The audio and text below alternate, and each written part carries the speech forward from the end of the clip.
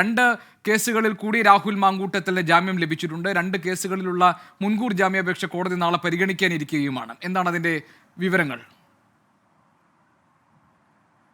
ഗോപികൃഷ്ണൻ, ഇന്ന് സെക്രട്ടേറിയറ്റിലെ മാർച്ചുമായി ബന്ധപ്പെട്ട പോലീസ് എടുത്ത രണ്ട് കേസുകളിലാണ് രാഹുൽ മാങ്കൂട്ടത്തിന് ജാമ്യം അനുവദിച്ചത്. സ്വാഭാവികമായ ഒരു നടപടിയുടെ ഭാഗമായാണ് രാഹുലിന്റെ അറസ്റ്റ് പോലീസ് ഇന്നലെ രേഖപ്പെടുത്തിയത്. 3 കേസുകളിലായിരുന്നു അറസ്റ്റ്. സെക്രട്ടേറിയറ്റ് മാർച്ചുമായി ബന്ധപ്പെട്ട 2 കേസുകളും ഒപ്പം KPCC DGP ഓഫീസിലേക്ക് നടത്തിയ മാർച്ചുമായി ബന്ധപ്പെട്ടുമായിരുന്നു അറസ്റ്റ് രേഖപ്പെടുത്തിയത്. ഇതിൽ സെക്രട്ടേറിയറ്റ് മാർച്ചിലെ കേസിൽ കോടതി ഇന്ന് ജാമ്യം അനുവദിച്ചു. നാളെ DGP ഓഫീസിലേക്ക് നടത്തിയ മാർച്ചിൽ ഉള്ള ജാമ്യാപേക്ഷ ഇന്ന് കോടതി പരിഗണിച്ച നാളത്തേക്ക് മാറ്റി. നാളെ നിലവിൽ റിമാൻഡിൽ കഴിയുന്ന കേസുമായി ബന്ധപ്പെട്ട ഇത് കോടതി നാളെ സെഷൻസ് കോടതി പരിഗണിക്കും. അപ്പം ഈ കേസും DGP ഓഫീസുമായി ബന്ധപ്പെട്ട കേസ് മറ്റൊരു കോടതിയും പരിഗണിക്കുന്നുണ്ട്. എന്തായാലും രാഹുലിനെ സംബന്ധിച്ച് നാളെ ഈ 2 കേസുകളിലും ജാമ്യം ലഭിച്ചാൽ മാത്രമാണ് കോടതിയിൽ നിന്ന് പുറത്തിറങ്ങാൻ സാധിക്കുക. നിലവിലെ അനുമാനം അനുസരിച്ച് രാഹുലിന് ജാമ്യം ലഭിക്കാൻ സാധ്യതയില്ല. കാരണം അത്രമാത്രം കൃത്യമായ പോലീസുകാരെ ആക്രമിച്ചത് ഉൾപ്പെടെയുള്ള വകുപ്പുകൾ രാഹുലിനെതിരെയുണ്ട്. PDPP ഉൾപ്പെടെയുണ്ട്.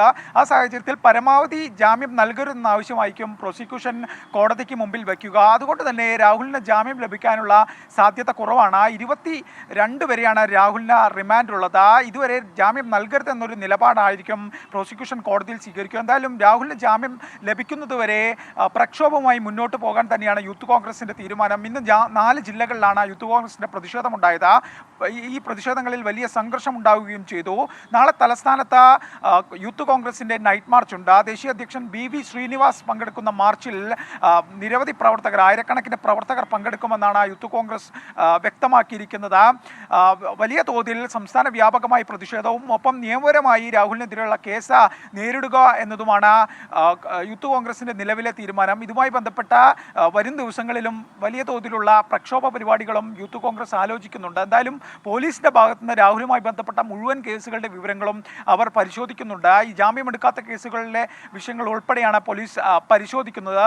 ഇതുമായി ബന്ധപ്പെട്ട മറ്റ് വിവരങ്ങളുടെ അടിസ്ഥാനത്തിൽ തുടർന്നും ജാമ്യമെടുക്കാത്ത കേസുകളുണ്ടെങ്കിൽ അറസ്റ്റ് രേഖപ്പെടുത്താനുള്ള നീക്കവും പോലീസിന്റെ ഭാഗത്തുനിന്നുണ്ട്. ഇത് രാഹുലിന് വലിയൊരു കുരുക്കാകുമെന്ന കാര്യത്തിൽ സംശയമില്ല. എന്തായാലും രാഹുൽ അന്വേഷണവുമായി എല്ലാവിധത്തിലും സഹകരിക്കുമെന്നൊരു കാര്യം ചൂണ്ടിക്കാണിച്ച ജാമ്യം നൽകണമെന്നൊരാവശ്യം ഉന്നയിക്കാനായിരിക്കും എന്തായാലും പ്രതിഭാഗത്തിന്റെ ഒരു നീക്കം. എന്തായാലും നാളെ ഈ ജാമ്യാപേക്ഷ പരിഗണിക്കുമ്പോൾ കോടതിയുടെ നിലപാട് എന്തായിരിക്കും എന്ന് തന്നെയാണ് പ്രധാനപ്പെട്ടത്. കാരണം സെഷൻ കോടതിയിൽ നിലവിൽ റിമാൻഡിൽ കഴിയുന്ന കേസുമായി ബന്ധപ്പെട്ട അതാണ് നിർണായകമായ കേസ്. കാരണം DGP ഓഫീസിലെ കേസ് സ്വാഭാവികമായൊരു കേസാണ്. ജാമ്യം ലഭിക്കാവുന്ന വകുപ്പുകളാണ് കോടതിക്ക് നൽകാൻ സാധിക്കും. പക്ഷേ നിലവിൽ റിമാൻഡിൽ കഴിയുന്ന കേസ് ഉദ്യോഗസ്ഥനെ ആക്രമിച്ചതുൾപ്പെടെ എല്ല് പൊട്ടിയതുൾപ്പെടെ ഗുരുതരമായ വകുപ്പുകളുള്ള കേസാണ്. ഈ കോടതിയിൽ ഇതിൽ കൃത്യമായ വാദം നടന്നതിന് ശേഷം മാത്രമേ ജാമ്യം അനുവദിക്കൂ.